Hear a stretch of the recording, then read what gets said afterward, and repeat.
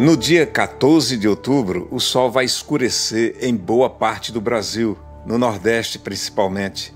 É um evento raro, um eclipse anular ou anelar, porque quando o sol estiver encoberto pela lua, algo como um anel de fogo será visto, admirado, estudado e esmiuçado pelos cientistas.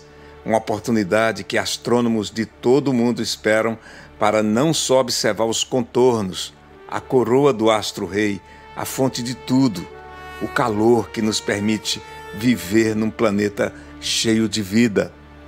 Um eclipse quase igual a esse, 104 anos atrás, também no Nordeste brasileiro, permitiu a um grupo de cientistas medir com precisão o desvio da luz pela gravidade.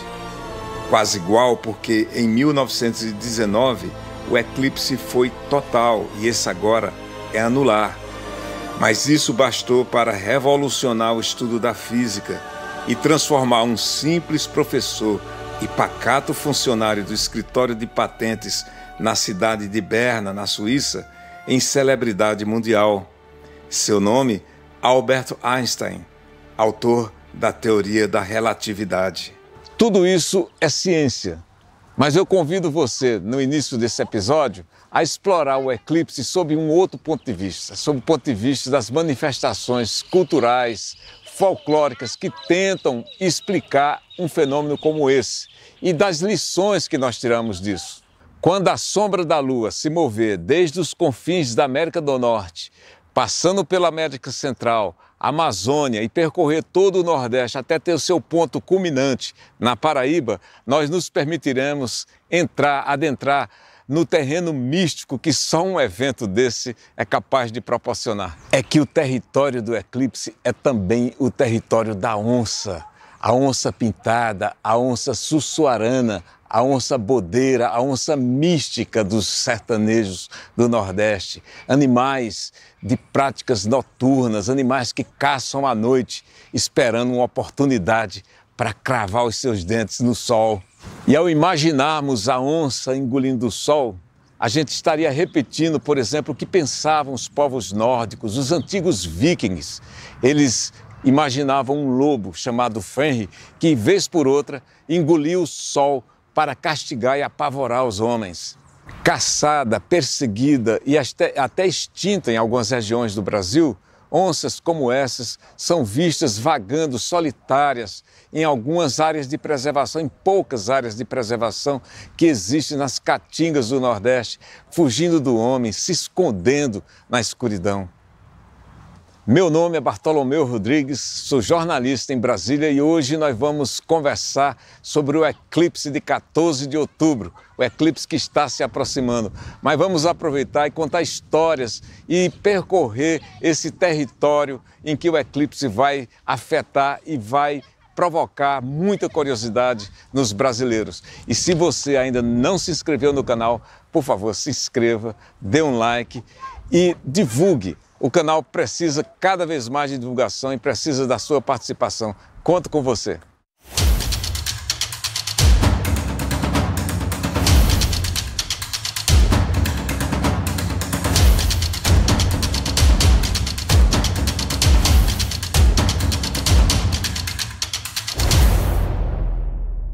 Por mais de 3.000 anos, a humanidade acompanha e registra os eclipses, sempre associando a escuridão do sol a uma luta do bem contra o mal. Os antigos incas no Peru acreditavam que era um jaguar que engoliu o sol, outras vezes a serpente. E um eclipse solar foi o sinal que antecedeu a chegada dos espanhóis e a queda de seu magnífico império. Na religião hindu, o monstro Rahu, que é também Kala, o glutão, devora o astro. E em chinês, a palavra eclipse e a palavra comer possuem um mesmo símbolo. Para os chineses, a lua é comida por um sapo. Se você foi ver o último filme de Indiana Jones, A Relíquia do Destino, o herói luta para que os nazistas não fiquem com uma máquina capaz de desvendar o futuro. A história é baseada em um objeto real, um antigo dispositivo grego descoberto em 1900 no fundo do mar, a máquina de Anticítera, ou mecanismo de Anticítera, uma espécie de notebook do passado construído por Arquimedes, 2 séculos antes de Cristo. O que resta dessa máquina está no Museu Arqueológico Nacional de Atenas e comprovadamente servia para calcular a órbita lunar, a solar, mais as órbitas de 5 planetas ao redor da Terra e principalmente para prever eclipses lunares e solares por séculos à frente. Aliás, os gregos eram célebres nas anotações dos eclipses.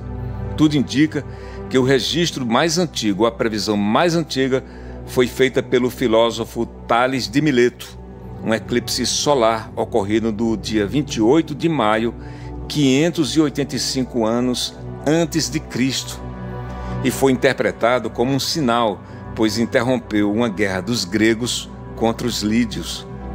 Temos também o eclipse de Péricles, um eclipse solar no início da Guerra do Peloponeso, em agosto do ano 431 a.C. Na Bíblia, a referência a eclipse está no Novo Testamento em 3 dos evangelhos canônicos, quando o céu fica escuro durante a crucificação de Jesus em pleno dia. Em Marcos, é dito que a escuridão começou às 9 da manhã, a hora sexta, e foi até às 3 da tarde, a hora nona. Mesmo período é relatado tanto por Mateus como por Lucas. Séculos depois, um eclipse seria considerado presságio para uma das maiores derrotas do cristianismo, a tomada da cidade de Constantinopla, hoje Istambul, pelos turcos otomanos, pondo fim à Idade Média e iniciando o que chamamos de Idade Moderna, em 29 de maio de 1453, em pleno domingo de Pentecostes, quando os cristãos celebravam a descida do Espírito Santo sobre os apóstolos de Jesus. 5 dias antes da queda de Constantinopla, houve um eclipse lunar, deixando o povo preocupado com uma profecia que dizia que a cidade só resistiria enquanto a lua brilhasse no céu. Naquele dia, o sultão Maomé II entrou na cidade com as suas tropas. Se eclipses fossem fenômenos rotineiros, não haveria toda essa mística em volta. É sempre bom lembrar a natureza curiosa do homem e a necessidade que ele sente desde que se sentava ao redor das fogueiras no passado em buscar explicações sobrenaturais para aquilo que ele não consegue entender. Mas foi essa curiosidade mesmo e esse misticismo que deu origem à ciência. Na falta de um Deus para conversar e trocar ideias, a humanidade conseguiu olhar para o céu e descobrir que é um habitante de um planeta que gira em torno do Sol. E que nesse giro ele é acompanhado por uma lua, na verdade, bem grande se comparada com outras luas do sistema solar. O planeta Vênus, por exemplo, que é quase do tamanho da Terra, nem lua tem. E Marte, 2 rochas, na verdade, que orbitam um planeta, 2 pequenas luas, Phobos e Deimos. Elas medem 28 e 16 quilômetros de diâmetro apenas. A nossa Lua, não. Ela é o 5º maior satélite natural de todo o Sistema Solar. Tem mais ou menos 3.500 quilômetros de diâmetro. É cerca de 1/4 do tamanho da Terra. É quase um planeta. E, na verdade, era um planeta na formação do Sistema Solar, se levarmos em conta a teoria de que a Lua se formou a partir de um choque de um planeta do tamanho de Marte, Theia, com a Terra 4,5 bilhões de anos atrás. No programa passado eu contei essa história da formação da Lua. Com uma rocha desse tamanho do seu lado, é claro que em algum momento ela estará passando em frente do Sol e sombreando algum canto aqui na Terra. Mas é importante lembrar que o giro da Lua em torno da Terra não é perfeitamente circular. É uma trajetória elíptica, ou seja, ora está mais perto, ora está mais longe. Então, quando a Lua passa diretamente entre a Terra e o Sol, 3 fenômenos acontecem. Primeiro, um eclipse solar total, ou seja, a Lua está perto o suficiente da Terra para que sua sombra caia sobre ela. Segundo, um eclipse anular, onde a Lua está mais distante da Terra e a sua sombra termina antes de atingir o nosso planeta. É o que nós vamos ver este ano lá no Nordeste.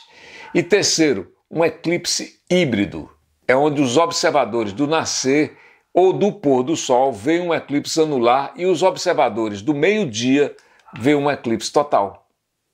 Em 1919, o eclipse de Einstein, vamos chamar assim, foi um eclipse total. E havia apenas 2 lugares no mundo onde o fenômeno seria melhor observado: em Sobral, no interior do Ceará, e na Ilha do Príncipe, na costa africana, ali no Golfo da Guiné. Acontece que, para sorte e orgulho dos sobralenses, na Ilha do Príncipe o tempo fechou e no Ceará o céu estava limpo. Às 8h56 da manhã, o dia virou noite.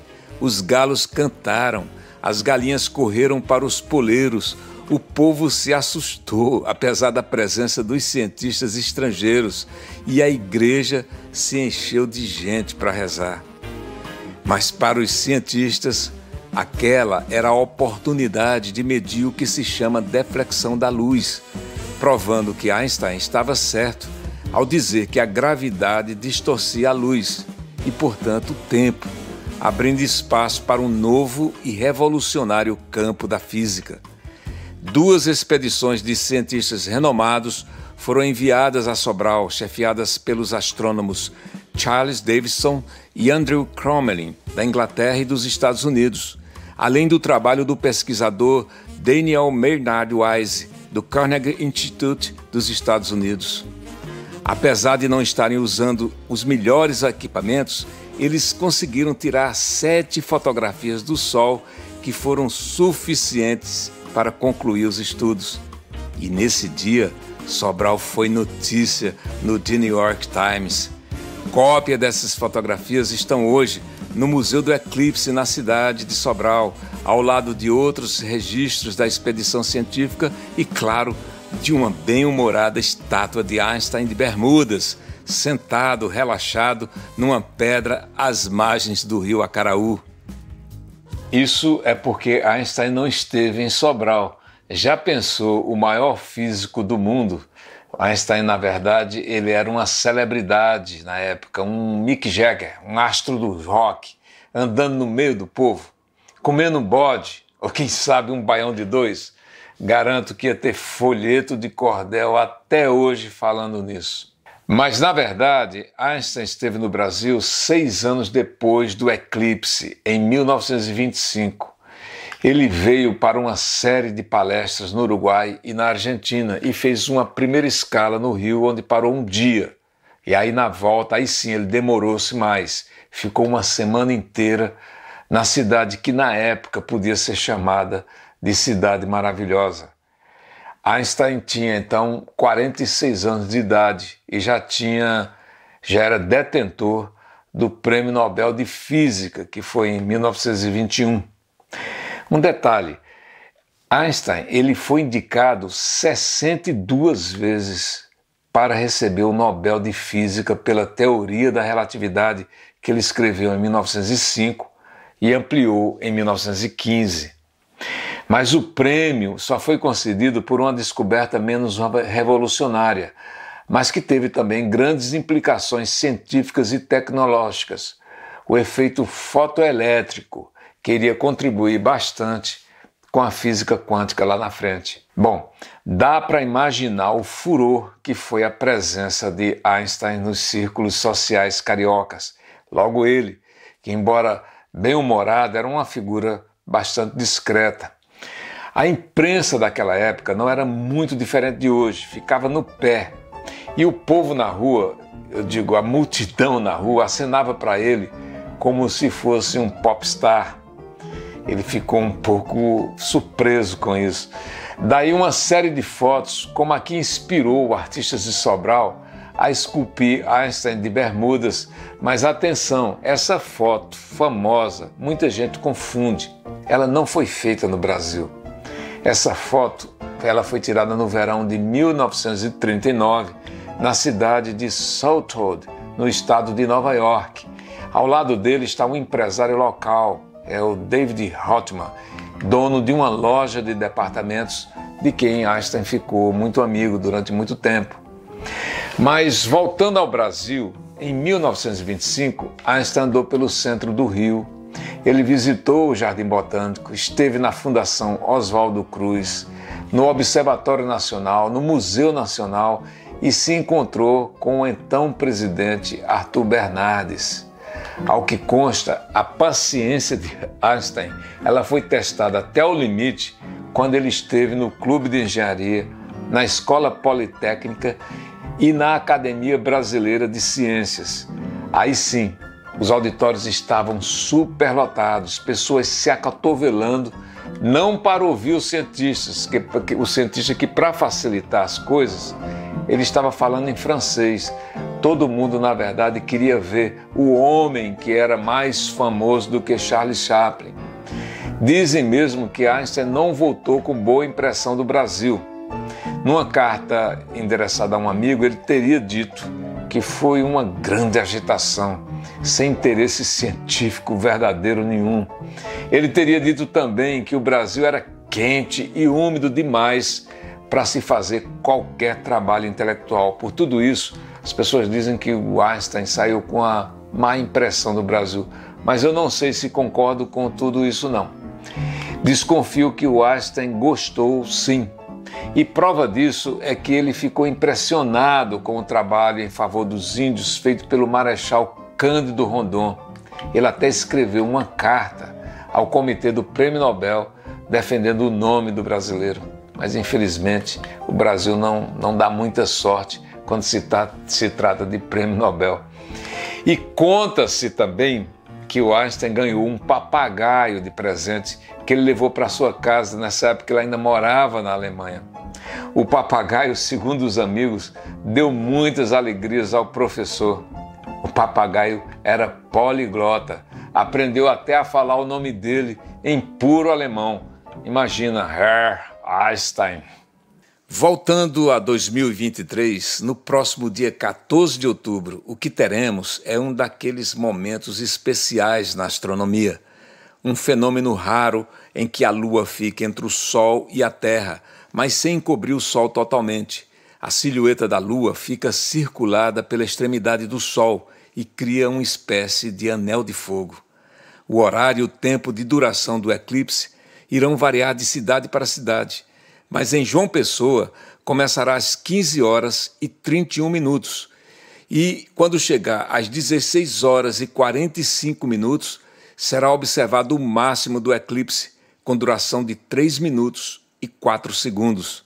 É um final de tarde e, como no Nordeste o sol se põe mais cedo, ele estará bem baixo, o que pode até frustrar alguns observadores.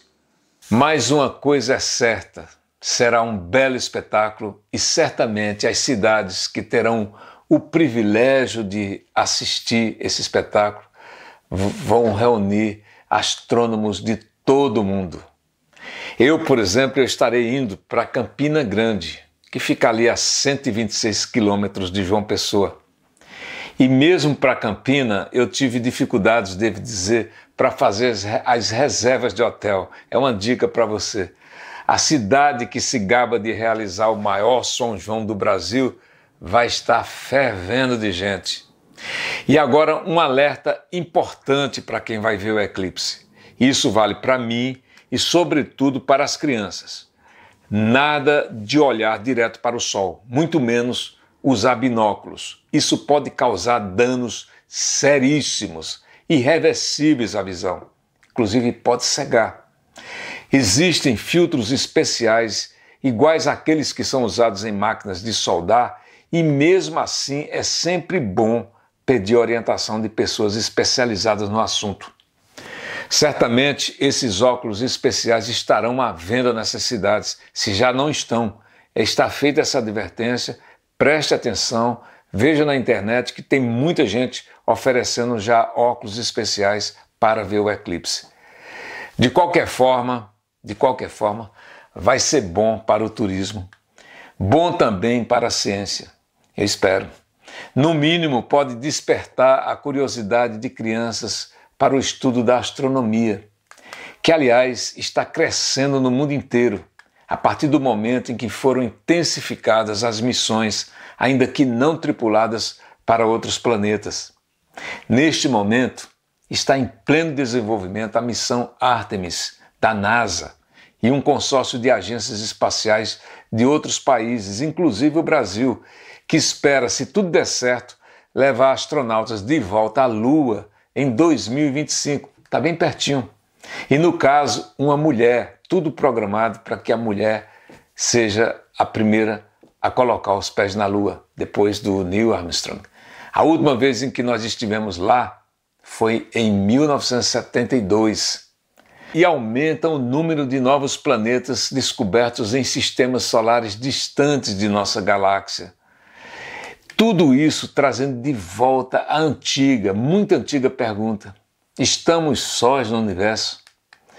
E observamos também que mesmo as estrelas mais brilhantes possuem ciclos de vida como nós, ou seja, da infância à velhice e à morte. O telescópio James Webb está aí mostrando isso o tempo inteiro. Neste início de século XXI, nós temos acompanhado com preocupação as notícias sobre a saúde do planeta Terra. O aumento da temperatura global é uma realidade. Julho passado, foi o mês mais quente da história, o que levou o secretário-geral da ONU, Antônio Guterres, a dizer que a humanidade saiu da era do aquecimento global para entrar na era da fervura global.